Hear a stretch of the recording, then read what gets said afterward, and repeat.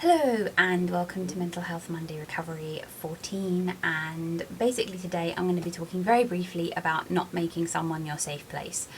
When I was first waylaid with all my mental health stuff really badly in my late teens, like 15 to 19, I got super duper anxious and couldn't go out the house. I was severely agoraphobic. The only person I could go outside the house with was my mum. To the extent that when later on and I was feeling better, I tried to go into town, I ended up having panic attacks because I was on my own, and having to run home, which was not fun. That reliance upon my mum did of course eventually fade before the end of my teens as I recovered more, but it stuck with me that I couldn't go anywhere without her, without panicking, and it wasn't a good feeling. It wasn't a happy realization. It was one that made me very uneasy, and one that I've thought about a lot since, especially seeing as I have fallen into the trap since in relationships and such of always needing to be with the person I'm with to feel safe and to be able to go out. It's not a good situation, and I found myself almost feeling the same way with my kids. I'd be able to go out with my kids, but I wouldn't be able to go out very much without them. And that's something that I am very much trying to change. And I'm also trying to change where I can go with my kids, because there were only particular places that I felt safe going, even with them. So I'm trying to change all that.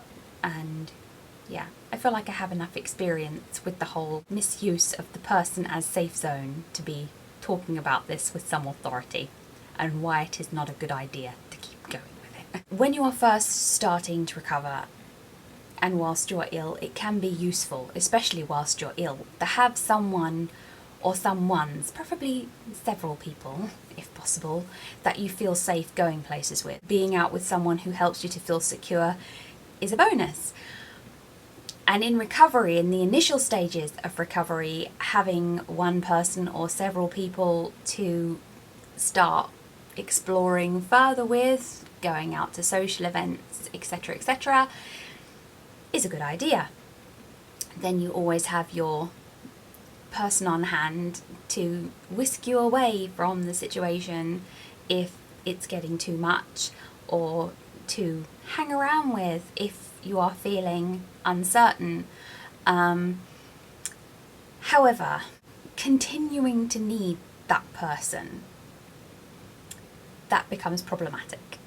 That gets to the point where not only are you restricted to leaving the house if they're around, they're also being pulled into a really uncomfortable and uneasy situation where they're always having to be there for you, which is essentially going to change the nature of the relationship that you have with that person. No matter how good it is, it's going to come under strain. So it is absolutely vital that once you start feeling more confident within yourself, I'm not talking about whilst you're ill here, by the way. I would hope that the people who you can rely on, or the person that you can rely on, is strong-minded enough and compassionate enough to understand that when you're ill that way, you need more understanding and time. I'm talking about purely recovery, when you've reached the point where you start to feel more confident in yourself. At that point, you need to start a little bit of that immunotherapy I was talking about last time, and going out in small ways without your safe person if you have been in need of one. So a little trip to the shop by yourself if you have a local corner shop or something, a little walk around the block even before that, little tiny steps out into the world without your safe person, because you do not want it to get to that point where your relationship is becoming strained because you can't go anywhere without that person and feel resentful that you have to wait around for them to turn up, and they start feeling resentful because you're always needing them to be there before you can do anything. That is a really unhealthy way to be going on. I mean, it's great if you have friends and you can go out, but if they become your safe place and you're all like, oh, I can't leave the house without them, you can see how that's going to make things difficult, yeah? And it does. There's no matter how close you are, it does make things difficult. And even if they continue to be compassionate and understanding about it, you definitely start to feel weird about it. Part of recovery is being able to learn how to just be yourself in the world again. And if yourself in the world always requires this other person, this secondary figure, you're not going to recover fully. You really aren't. We're not symbiotic organisms.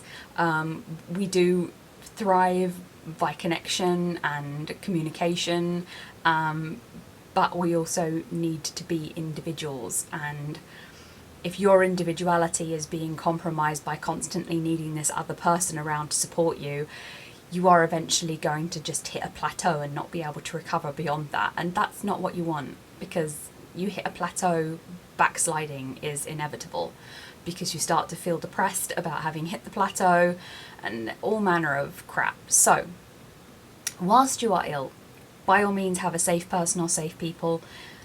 That's a good way to go. And if you can find people compassionate and loving and caring enough and understanding enough in your life to do that, you're onto a winner. In recovery, initially, when you're feeling your way back out into the world, it's useful to keep that little symbiotic relationship going for just a little bit longer. But as soon as you feel able, start trying to do things on your lonesome. Just a little bit, because the last thing you want to do is mar a decent friendship or a good relationship by becoming over-reliant on the presence of that person to do anything. It does become a huge strain on them as well as you, no matter how understanding they are. I'm not coming down on people who continue to do that. If it works for your relationship, say if it's a partner and it works for your relationship, then by all means continue it. But you have to recognise that it's not going to make things easier. Ultimately, if you can't manage to become a little bit more independent and self-reliant within that relationship, then it may well still in future, even if it is fine now and has been fine for a long time, it may in the future sour, because people change and situations change, and something that feels comfortable and easy can unexpectedly become strained and uncomfortable. So that's all I'm going to say about that, because I feel like I've whittled on enough. So what am I going to talk about in 2 weeks' time? As you may know, if you watch these all the way through, I went to a convention at the weekend as an author, because I have 2 books coming out in the next 2 years, 2016, 2017, and I had to go on a panel and I had to meet my editor, and I also met quite a few writing friends that I've had online for many, many years. Some of them I've met in person a couple of times before at conventions, and I had some realizations when I got home about those meetings with people, brief encounters and longer chats. And yeah, I just want to explore with you how I feel that pertains to recovery and my recovery. I just want to share the sort of understanding that I came to when I got home, which in some ways is quite sad maybe, but in other ways it's not. So yeah, if it intrigues you to find out what realizations I've had from that, then tune in 2 weeks to hear me whitter on about that. Thank you for watching today.